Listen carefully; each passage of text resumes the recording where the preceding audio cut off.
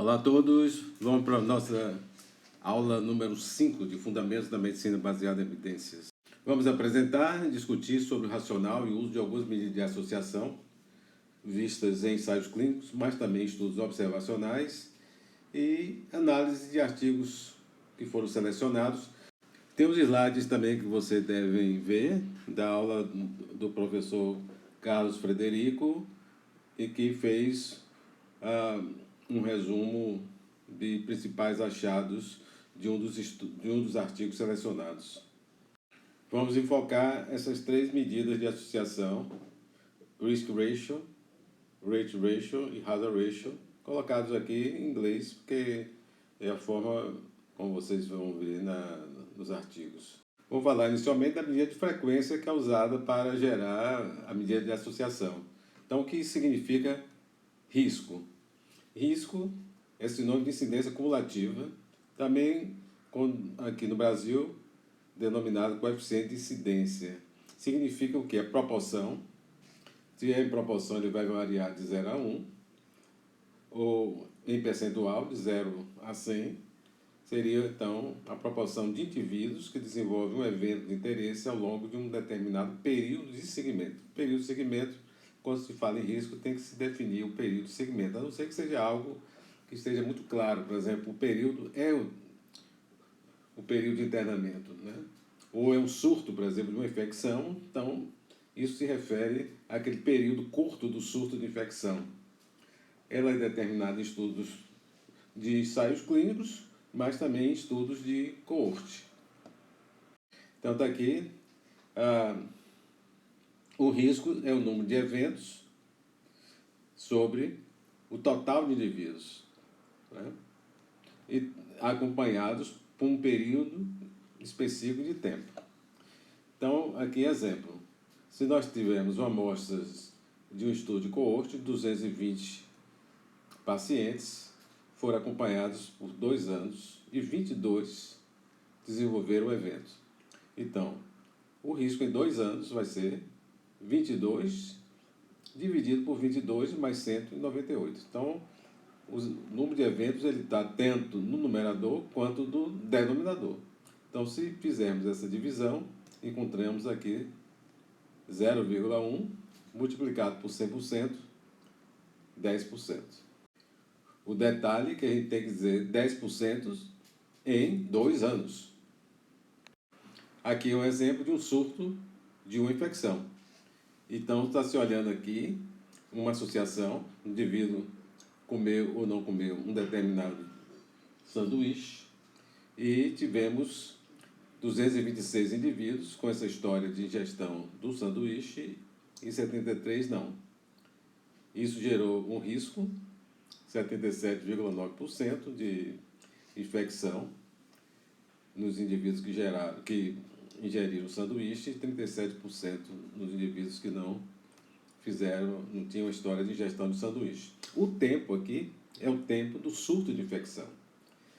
O risco relativo, dividindo esses dois riscos, foi 2,1. Então, diríamos que o risco de infecção foi 2 vezes maior nos que tinham a história de ingestão de sanduíche. E aqui está a diferença de risco, né? Então, esse é o risco, quem diria, o risco atribuível, né? Essa foi a incidência que ocorreu no grupo exposto, foi comer o sanduíche, que pode ser atribuída, né, à ingestão de sanduíche. A incidência rate, denominada também densidade de incidência, né, ou taxa de incidência, se for em inglês, densidade de incidência, traduzida como incidence density. Como é que ela é determinada? Então, aqui nós temos esse indivíduo aqui, ele foi, o tempo dele de segmento nessa coorte foi de 2 anos. Não? Então, a distância de uma vertical para outra, aqui nesse caso está sendo de 1 ano. Então, aqui foram 2 anos, e aqui a setinha está indicando aqui que ele desenvolveu a doença. Então, se nós olharmos aqui, nós temos 2 casos de desenvolvimento da doença, e por diferentes períodos de segmento. Para computar a incidência ratio, a densidade de incidência, nós fazemos uma somatória dos tempos de acompanhamento, no caso 10,5 pessoas anos. Temos dois casos, então diríamos que a densidade de incidência é de dois casos por 10,5 pessoas anos, isso dá 0,19. Se nós quisermos expressar, não, descrever por 100 pessoas anos, o que é que a gente faz? Multiplica por 100. Então, 0,19 vezes 100, então dá 19 casos por 100 pessoas anos. Essa medida é uma medida de incidência, então pode estudos onde existe acompanhamento, estudos longitudinais. Isso nós fazemos ensaios clínicos, mas também estudo observacional de coorte. Aqui é um exemplo, são dados de um estudo de coorte, publicado em 1966, de médicos britânicos participando desse estudo. E aqui tem uma comparação da mortalidade em fumantes e não fumantes. Fumantes, não fumantes. Então, aqui está representado em pessoas anos, né? Não número de indivíduos, mas pessoas anos. Nós vimos no slide anterior como é que é feito o cálculo, como é que calculado as pessoas anos. Então, isso aí foi somado o tempo de acompanhamento das pessoas nessa coorte. Então, dividindo aqui o número de óbito, pessoas anos aqui em fumantes, obteve aqui essa densidade de incidência em unidade. Depois, se a gente multiplicar por 10.000, vamos ter aqui 44,3 por 10.000 pessoas anos. E aqui no caso dos não fumantes, foi gerado aqui 0,0012 vezes 10.000, 11,2 casos por 10.000 pessoas anos. Então aqui, rate ratio, ou razão de densidade de incidência, ou razão de taxa de incidência. Então aqui 3,94, indicando que a incidência, ou rate ratio, quer dizer, foi rate ratio 3,94, indicando que a incidência, a densidade de incidência foi quase 4 vezes maior nos fumantes do que nos não fumantes. Okay? Aqui está a diferença das incidências. Um exemplo, para representar um ensaio clínico, pacientes foram randomizados para tratamento teste, 20 pacientes, e 20 outros pacientes foram randomizados para o grupo placebo. Temos essa variável aqui, treat.random. Essa variável identifica se o indivíduo faleceu ou qualquer outro evento, mas aqui vamos representar o evento morte. Então, o código, recebendo o código 1, e no caso do placebo, nós demos o código 0. Então, os eventos, a variável evento, 1 significa que ocorreu o evento, vamos representar aqui como o evento morte, tanto no teste quanto no placebo, e a variável Durac, que é uma variável representando o número de meses que o paciente esteve em acompanhamento, até o evento, ou quando ele foi censurado, recebeu a censura, o 0, se chegou até o final do acompanhamento e esse paciente não desenvolveu o evento. No caso dos randomizados para o tratamento teste, foram observados 4 eventos, 1, 2, 3, 4 eventos, e um número bem maior de eventos foi observado no grupo placebo. Fazendo a soma, aqui no grupo teste, nós temos 4 eventos, e desculpe, e no número de meses, fazendo a somatória, nós temos 544. Então, nós representamos aqui a incidência, dividindo 4 por 544, aqui no grupo teste, nós temos isso por unidade 0,00735. Se fizermos o mesmo agora no grupo placebo, foram 14 eventos, somatória da duração do acompanhamento em meses, 504, teríamos aqui 14 dividido por 504, damos essa incidência em termos de unidade 0,02778. Bom, queremos representar isso em pessoas meses, ou mais por 1.000 pessoas meses. Então, o que é que nós iremos fazer? Multiplicar aqui no grupo teste, temos isso por unidade 0,00735, 00735 vezes 1.000 dá 7,35. Então, iremos dizer que a densidade de incidência aí no grupo teste foi 7,35 casos por 1.000 pessoas anos. Fazendo o mesmo no caso do placebo, temos 0,02778 multiplicado por 1.000, 27,78 casos, no caso nós dissemos que era morte, por 1.000 pessoas anos. Aqui usamos o R, tá, que vimos anteriormente, a densidade de incidência, nós solicitamos que representasse isso por 1.000, então por 1.000 pessoas anos. No grupo exposto, no caso aqui seria do tratamento teste, né, foi 7,35, no grupo não exposto, foi no caso placebo, 27,78 casos por 1.000 pessoas meses. Então aqui estaria a razão de densidade de incidência ou rate ratio.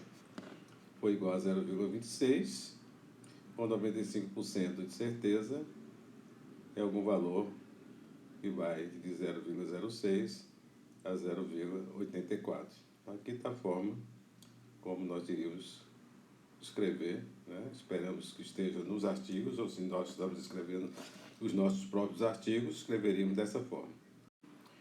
Bom, agora nós vamos nos concentrar na outra medida de associação, que seria a hazard ratio.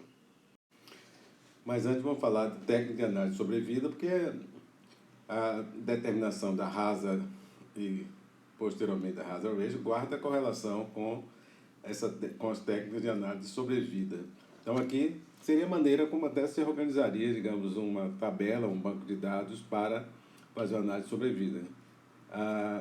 No caso aqui, as variáveis básicas seria essa variável aqui de evento, né? Que aqui está representada aqui como 1, no caso da ocorrência do evento, e o tempo em que o evento ocorreu dentro dessa coorte ou do ensaio clínico, né? E o tempo dos indivíduos também que não desenvolveram o evento, qual foi o tempo desses indivíduos dentro da coorte.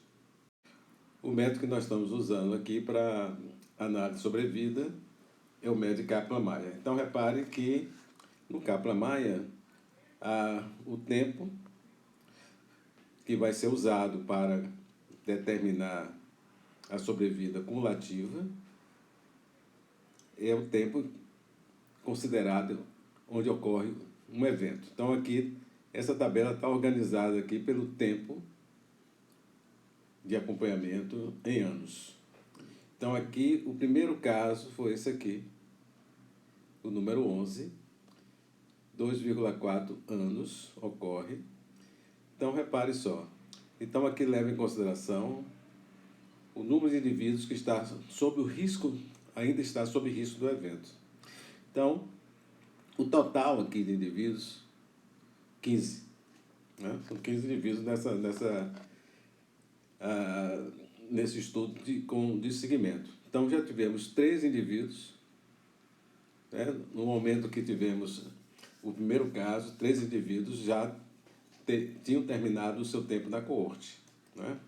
Então, 15 a gente vai subtrair, né, esse 3 do número total, no caso aqui de 15. Então temos 12. Ocorreu uma morte, então se calcula aqui a mortalidade como 1 dividido por 12, deu 0,083. A sobrevida aqui é o complemento da mortalidade, então seria 1 menos 0,083, daria 0,917. Passamos essa proporção aqui para essa coluna da sobrevida cumulativa. O próximo caso que ocorre de evento vai ser, nesse tempo, 3,5. Então, nós temos aqui 3,5. Então, aqui vamos novamente usar para determinar nesse ponto aqui a incidência cumulativa. Então, quantos indivíduos ainda sob o risco? Então, vamos ver aqui quantos indivíduos desses 15 já chegaram aqui nesse ponto anterior à ocorrência desse evento aqui, certo? Então, nós temos 1, 2, 3, 4, 5, 6. Então, 15 menos 6 dá 9, ok? Nesse ponto, tivemos uma morte.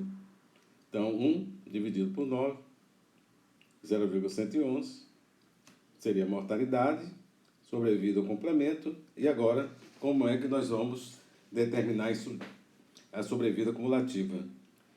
Então, a sobrevida cumulativa no período anterior foi 0,917. Ela vai ser multiplicada pela sobrevida nesse novo período, que foi 0,889.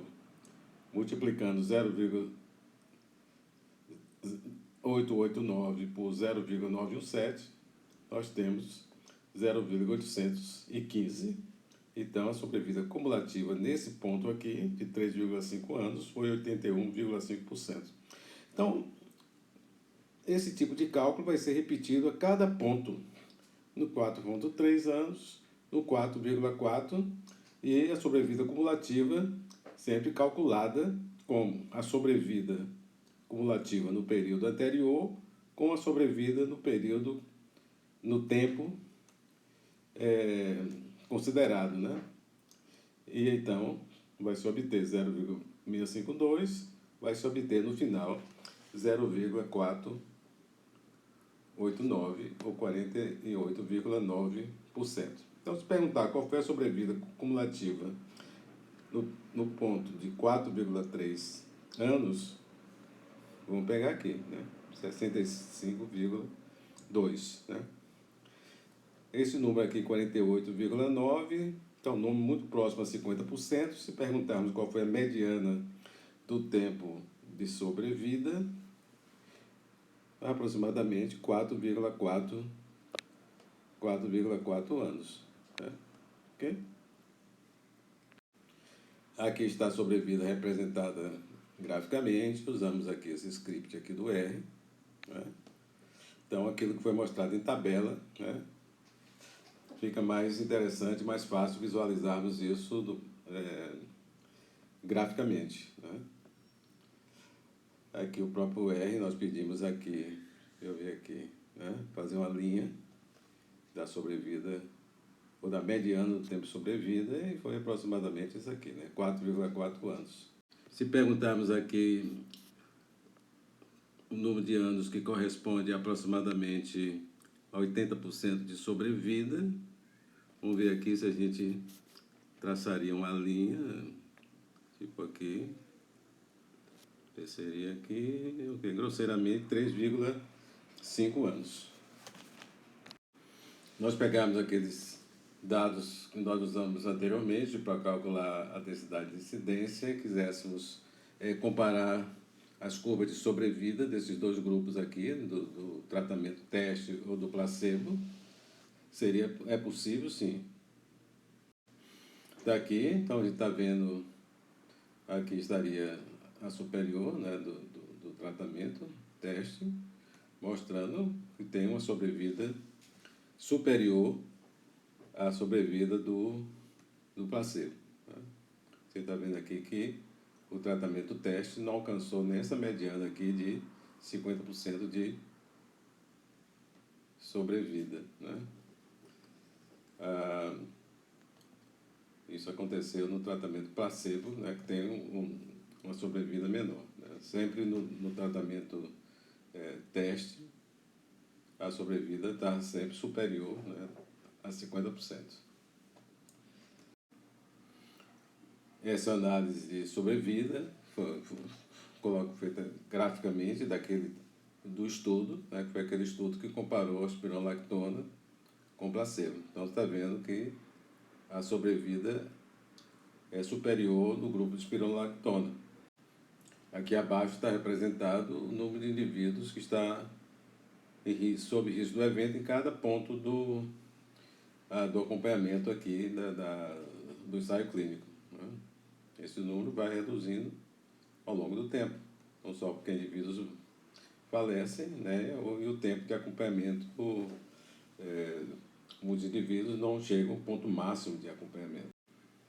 Usando essas curvas aqui, poder ter uma ideia, por exemplo, qual foi a probabilidade de sobrevida, né, ou a sobrevida cumulativa, 70%, qual foi o número de anos que corresponde a isso no placebo e na espironolactona. Então, se traçarmos aqui essas linhas aqui, né, onde toca a curva do placebo, por exemplo, a gente descer essa vertical, mas foi um pouco superior a 15 anos, né? E no grupo de espironolactona, pelo menos em torno de 6 meses a mais, né? Eles que vão atingir 70% em torno disso aqui, de sobrevida cumulativa. Podemos também, em lugar de gerar uma curva de sobrevida, gerar uma curva de eventos acumulados, como se fosse uma incidência cumulativa. Então, temos aqui que a mortalidade está sendo maior no grupo placebo, né? De forma que agora a curva para o grupo placebo vai ser uma curva superior, né, em relação ao tratamento, onde a incidência de eventos, né?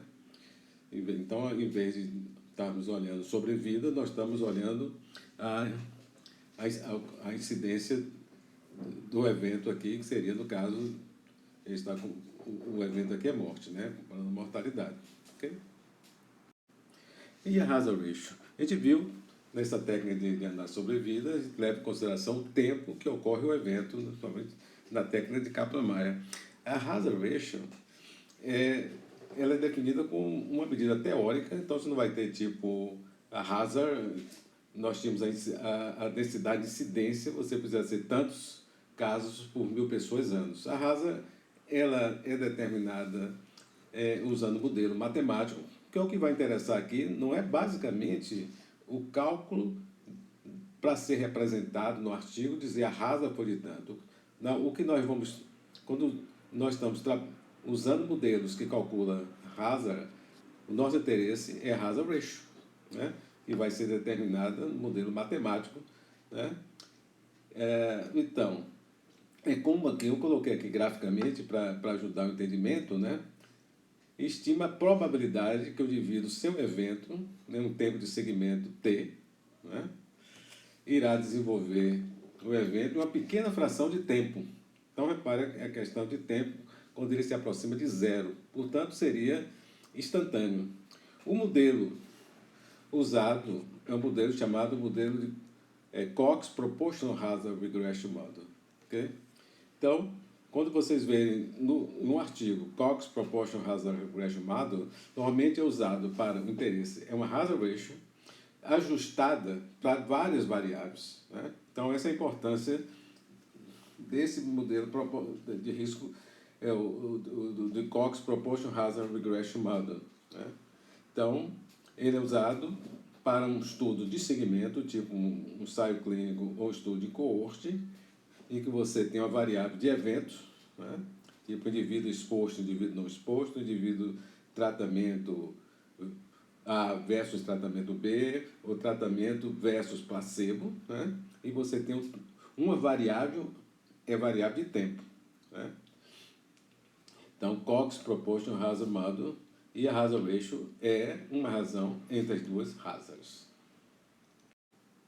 Bom, aqui só para exemplificar, como eu falei, o interesse de usar a Hazard Ratio usando o modelo com Cox Regression Proportional Hazard Model, fazer ajustes para muitas variáveis. Aqui eu estou fazendo uma análise não ajustada no R, e aqui nós temos o que seria a hazard ratio, esse mesmo exemplo, que seria em torno de 0,3, né, porque a mortalidade foi menor, né, no grupo de tratamento teste do que no grupo de tratamento placebo. O tratamento teste aqui está usado como a exposição e o placebo como a comparação.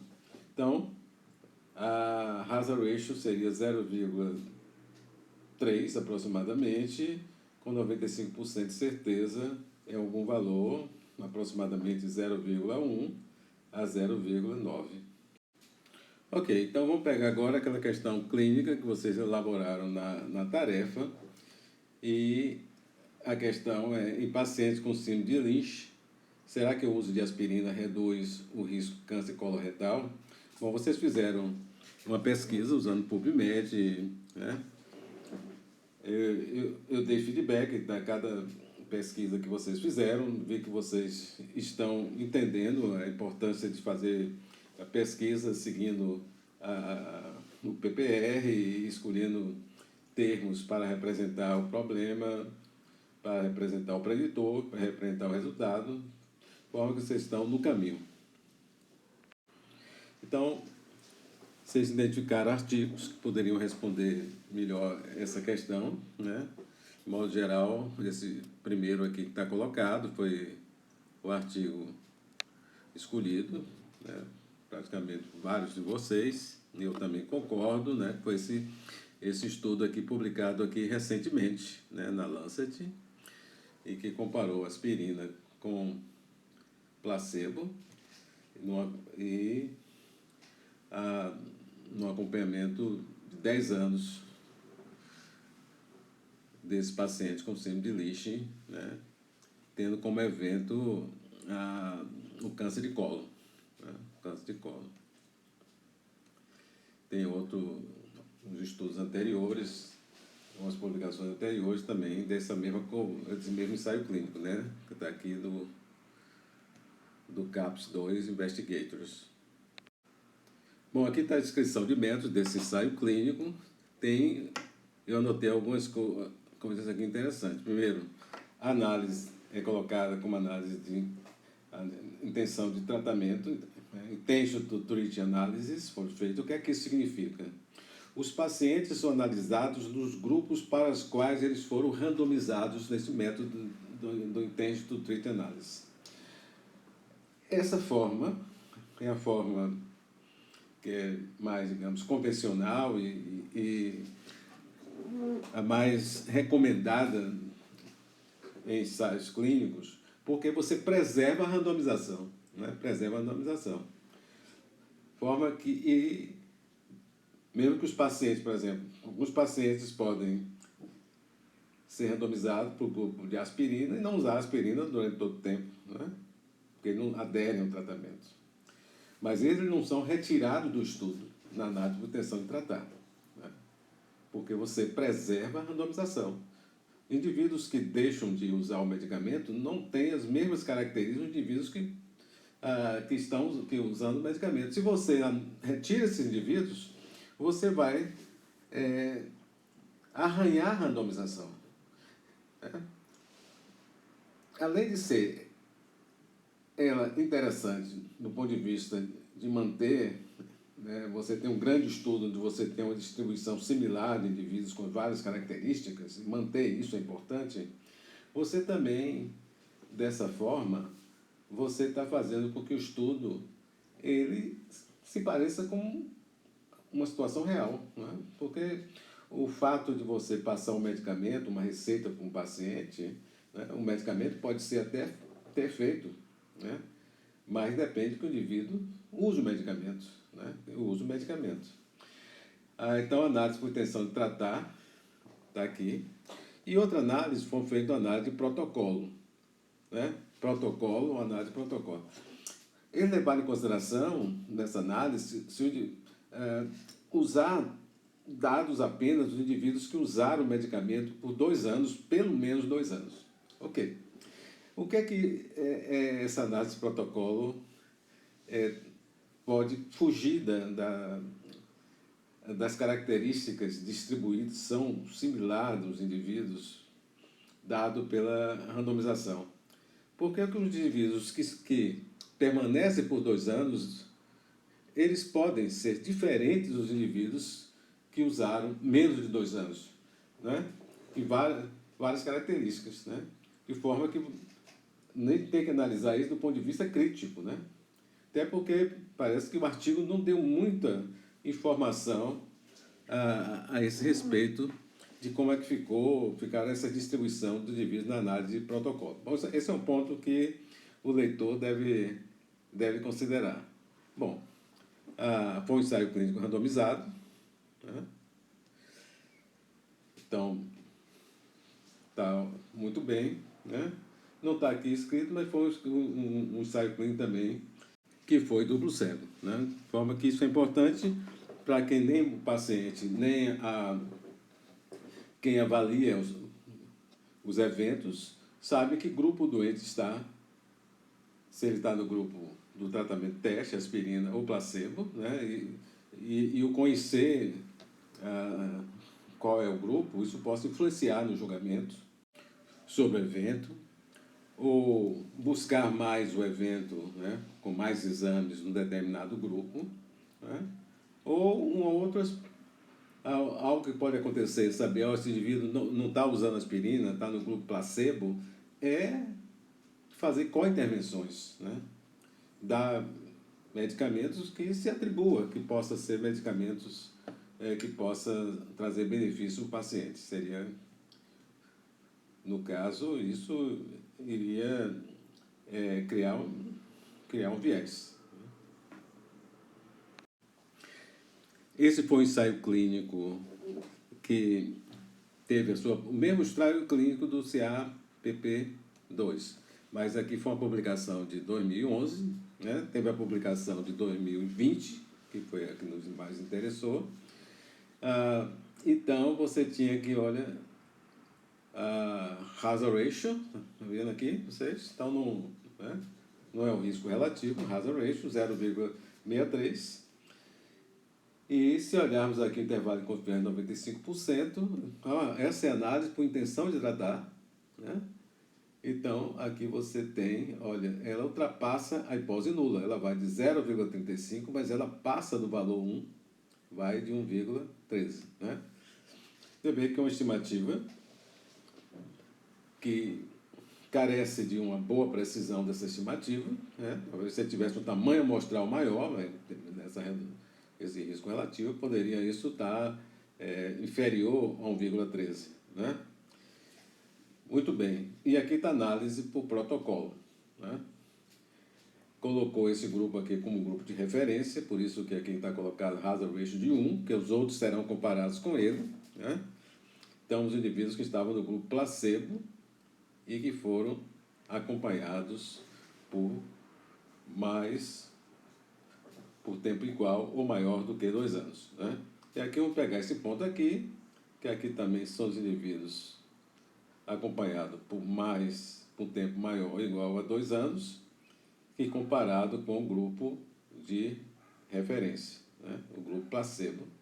E aqui, quando ele faz análise por protocolo, né, deu 0,41, com 95% de certeza, um valor que vai de 0,19 a 0,86.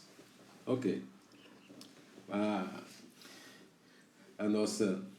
Temos que olhar com certa cautela, porque é uma análise por protocolo. Tem um benefício aqui de que você está vendo os indivíduos que permaneceram usando por mais tempo, né? Então, você teve mais tempo em que esse tratamento ele traz algum benefício. Você imagina de que o indivíduo usando por mais tempo, esse benefício pode ser visto com mais frequência, né?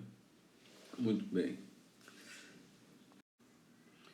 Usando aqui esses dados, né, que está aqui colocado aqui, eu até peguei aqui esses resultados, peguei do próprio resumo, né, já coloca isso aqui. Então, dizia aqui que 18 dos 220, de 427 dos indivíduos que foram randomizados para o grupo de aspirina, né, foram, né, 18 desenvolveram o evento dos 427, né? Então aqui você vai ter 427 no grupo aspirina, no grupo exposto, e no grupo placebo foram 30 eventos de 434, né? Então, fiz aqui no R para gerar essa tabela aqui embaixo.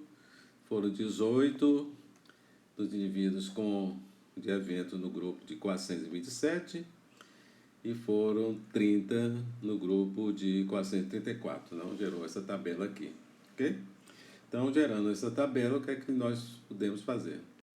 Ok, então fizemos análise usando essa função, F2 by 2, desse pacote aqui, FR, e usando essa tabela que nós geramos, e tivemos aqui esse risco relativo de 0,61 e o intervalo de confiança de 95%, que ultrapassou um pouco, mas ultrapassou a hipótese nula. Calculamos também aqui a diferença de risco, que deu 2,70, mas como você vai ver que ela ultrapassa o valor zero, né? Ela vai de menos 0,86 a 5,75. Então, vocês estão vendo aí que quando você gerar o número necessário para tratar, né, você vai ter 100 dividido por 2,70, vai ter o intervalo de confiança vai ter 100 dividido por 5,75, mas o outro lado, né, vai ser um lado negativo, né? Vai ser um lado negativo. Bom, aqui é a publicação de 2020, aí um tempo maior de seguimento, né, desses pacientes. Então, você vai ter um número maior de eventos, porque é o tempo maior de seguimento. E aqui está na análise de intenção de tratar, o risco relativo 0,65, intervalo de confiança 95%, né? Mas vocês estão vendo aqui que a extremidade superior desse intervalo de confiança 95 deu 0,97, tá, né? Não ultrapassou a hipótese nula, mas já está muito próximo, quer dizer, né? Se você tivesse uma amostra maior, você poderia você teria muito provavelmente esse intervalo de confiança seria mais estreito, essa extremidade superior do intervalo de confiança estaria mais distante da hipótese nula, assim, né? Então, ok, aqui estão os resultados da análise por protocolo, né? Mostrou uma hazard ratio de 0,56 e aqui está o intervalo de confiança de 95%, né? Então, mais distante da hipótese nula, 0,91, 0,9, mas é uma análise por protocolo, mas tem o benefício também de que foram indivíduos que usaram por um tempo maior. Mas sempre a gente fica coisa. Não foi análise por intenção de tratar, de forma que isso não assegura para você de que, quando você fez análise por protocolo, que a distribuição de várias características dos indivíduos entre os grupos, essa distribuição foi similar. Foi similar. Pegamos aqui esses dados, que são dados crus, mas são importantes para a gente analisar também. No grupo de aspirina foram 40 indivíduos com o evento, de 427 indivíduos, né? E aqui 427, e no grupo placebo 434, e desses 434 foram 58 eventos, né? Fazendo aquelas análises no R, você teria um risco relativo de 0,70, né? Diferente, são dados crus, né? Então você não vai querer dados. Primeiro aqui é risco relativo, aqui é hazard ratio, né? Mas é mais fácil a gente interpretar o risco relativo quando a gente traz essas informações para aplicar para pessoas, para indivíduos, né? Que aqui você pode dizer assim que realmente existe uma redução relativa do risco em torno de 30%, né? Que você está usando risco relativo, você está trabalhando com risco, então você pode falar de redução do risco. E no caso aqui, né, a gente usando esses dados brutos aqui, você vê que o intervalo de confiança de 95% também escapam da hipótese nula, né? Ultrapassa para um pouco, mais um pouquinho só, né? Um pouco além. E a diferença de risco foi de 4, então você para tirar o não necessário para tratar, seria 100 dividido por 4. O limite inferior do número necessário para tratar, você dividiria 100 dividido por 8,33, né? Só que aqui ultrapassa, vai lá para 0,23. Você pode fazer o seguinte, se isso fosse aqui, se você pegasse aqui ainda sem ultrapassar para esse lado negativo, se fosse 0,1, o número necessário para tratar, que seria o limite superior do número necessário para tratar, seria quanto? Seria 100 dividido por 0,1. O que daria uma extremidade superior do número necessário para tratar de 1000. Né? Imagine o que seria o número necessário para tratar de 1000. Você precisaria tratar 1000 indivíduos para você prevenir um caso de câncer de cólon nesses pacientes com síndrome de Lisch.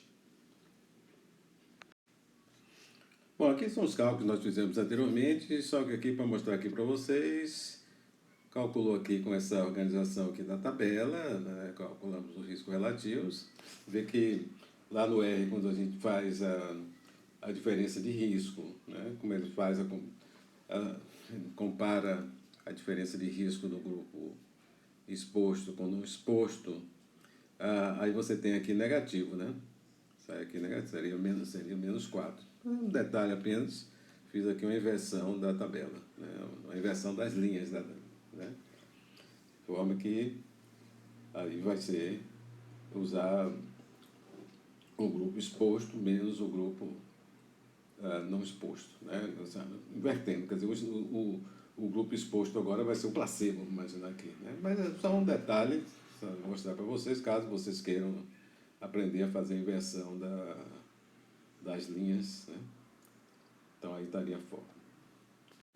E aqui está o cálculo necessário para tratar, né? Seria 100 dividido por 4, igual seria 25, né? O limite inferior desse intervalo de confiança 95 seria 100 dividido por 8,23, né? Só que aqui deu negativo, né? Você viu aqui que a gente fez até uma simulação aqui, se aqui fosse, em vez do negativo, fosse 0,1, mesmo aqui daria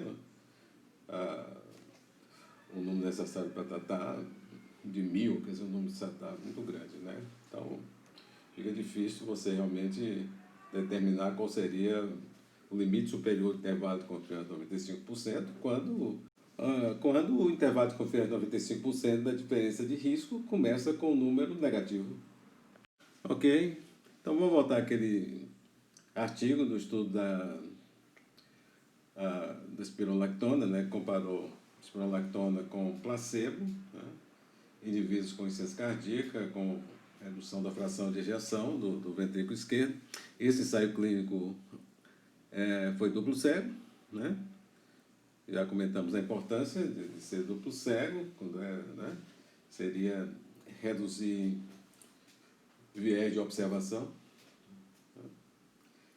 Então, tanto os pacientes quanto quem vai fazer a avaliação dos eventos não sabe se os pacientes estão no grupo espironolactona, no grupo placebo.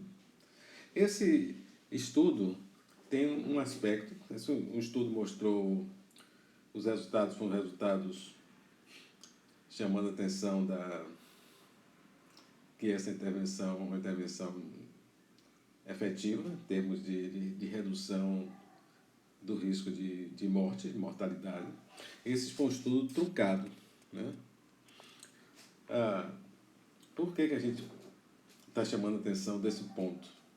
O estudo truncado, nesse caso, ele foi um estudo de que era para ser um tempo maior de estudo, né? E ele terminou com um período de acompanhamento, uma média em torno de 24 meses. Né? Porque o comitê que avaliava, fazia uma análise interina dos resultados, baseado no que estava planejado, né? Se o estudo poderia ser terminado se mostrasse uma diferença de tal amplitude, de tal largura. Eles acharam que o estudo deveria ser interromper o estudo, né? Em benefício dos pacientes, que já estava mostrando um efeito muito importante assim, né? da espironolactona. Então, numa situação dessas, o estudo seria interrompido e caberia aos médicos, os pacientes, todos eles, quem estava no grupo placebo, passar a usar espironolactona. Bom, sempre que você vê um estudo truncado, você se pergunta se ele não parou num momento em que as diferenças eram muito largas, né? E que se o estudo demorasse mais tempo, talvez não se observasse diferenças tão marcantes, né? Tão marcantes. Então, esse é um ponto que deve ser levado em consideração, né? Mesmo que você avalie que, olha, do ponto de vista ético, né? Se existia uma diferença, uma evidência de que a intervenção ela era benéfica, e mesmo que o estudo fosse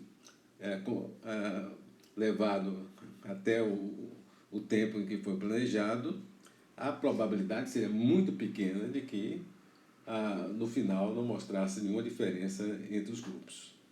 Mas sempre que o estudo é truncado, você se questiona se essas diferenças não seriam não tão largas se ele realmente fosse até o final do tempo, concluísse o tempo planejado. Ok, então aqui na análise estatística desse estudo, vocês estão vendo alguns pontos aqui do que nós já conversamos aqui na aula. Primeiro, foi feito aqui, a análise foi por intenção de tratar, né? Também como no estudo anterior, da aspirina, em associação da aspirina com o risco de câncer de colo retal em pacientes com síndrome de Lynch, né? Usaram o Kaplan-Meier, nós vimos, porque mostramos um gráfico, a figura um gráfico de Kaplan-Meier da sobrevida, comparando espironolactona com placebo, usou Cox Proportional Hazard Regression Model, né? Como vocês estão vendo, embora, olha só, isso é comum, ele coloca aqui com risco relativo, mas vocês estão vendo que, na verdade, não é risco relativo, isso aqui é hazard ratio, né? É hazard ratio. Okay?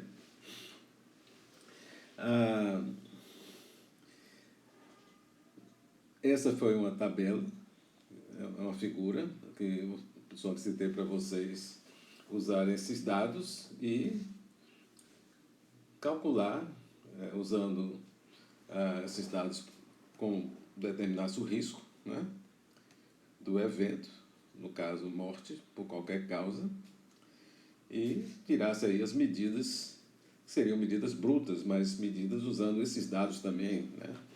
E você pode projetar esse risco para o tempo, que foi a duração de acompanhamento médio desse estudo, que foi de 24 meses. Né?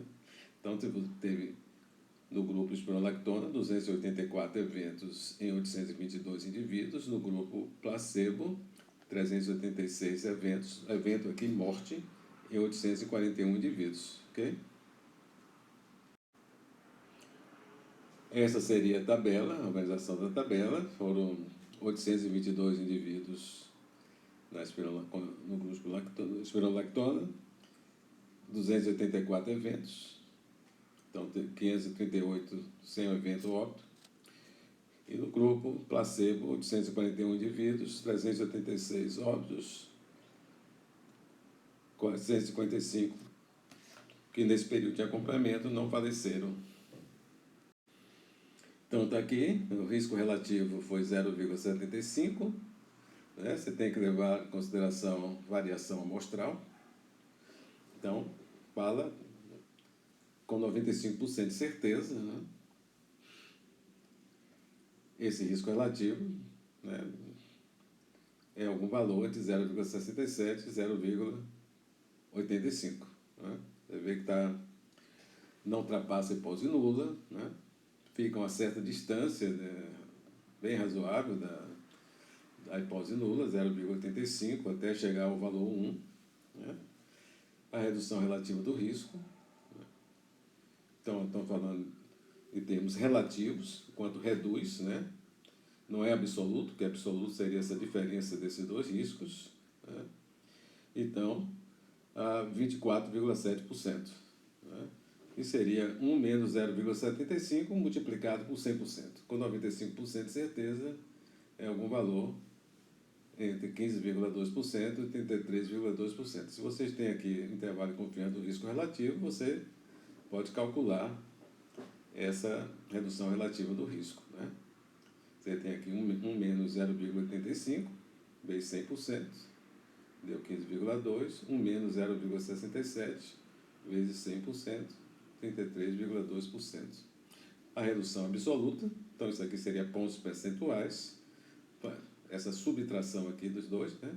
45,9 menos 34,5, então 11,4%, mas com 95% de certeza, em algum valor entre 6,67% ou 6,67 pontos percentuais e 6 pontos percentuais.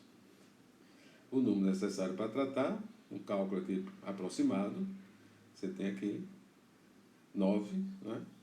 Com 95% de certeza, né? Algum valor de 6 a 15. Né? Então, 6, porque você dividiu 100 por 16, deu 6. E você dividiu 100 por 6,67, aproximadamente 15. Ok, colocamos duas situações aqui. A situação 1 corresponderia ao que foi mostrado nesse artigo, né? E a situação 2, colocamos aqui uma situação de menor risco. Então, só para chamar a atenção o seguinte, quer dizer, nós podemos ter aqui uma situação desse tipo aqui, quer dizer, você tem um risco relativo de 0,75, vindo de dois riscos aqui, de 34,5% e 45,9%. Mas você pode ter um risco relativo, mesmo risco relativo, vindo de outros riscos, né? No caso aqui, riscos que são divididos por 2 em relação da situação 1. Né? Então, o mesmo risco relativo de cá, os dois. Se você tem o mesmo risco relativo, você tem a mesma redução relativa do risco, porque a redução relativa do risco você determina, calcula usando o risco relativo. Então, 24,7%. 24,7%.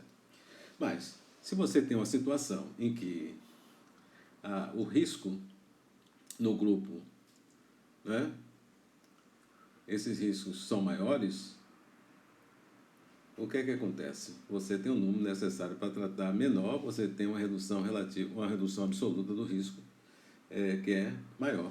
Redução absoluta do risco maior, um número necessário para tratar menor. Né? Então, se você for usar esses resultados desse estudo para situações de pacientes que têm de menor risco, você tem que pensar o seguinte: o número necessário para tratar obtido pode ser menor. Né? Não parece ser essa situação exatamente, né? Mas em algumas situações você tem que ver se esse número necessário para tratar passa a ser muito maior, você tem que levar custos, né, desse tratamento, você tem que levar em consideração efeitos adversos também, né? Que você pode ter muito efeito adverso relacionado com o medicamento e você utiliza ele num grupo de risco menor, pode ser que você não obtenha os mesmos benefícios que você obteria em paciente com riscos maiores de doença. Né? Então, são situações que a gente tem que olhar para em cada situação para ter essa resposta, né? Se isso se aplica de forma similar a grupos diferentes de pacientes. Bom, acho que aqui, chegamos aqui ao final dessa aula número 5, né? Tem várias coisas, vários pontos aqui novos para vocês, né? Outras coisas foram colocadas aqui mais no sentido de fortalecer, né, o aprendizado, né? Muito bem. Então vamos em frente, né? Acho que alguma dúvida a gente pode se questionarem e colocar as dúvidas de vocês para que a gente possa esclarecer e debater com vocês, né? E pode trazer também essas dúvidas na próxima aula. Ok? Então, muito estudo e muito aprendizado para vocês.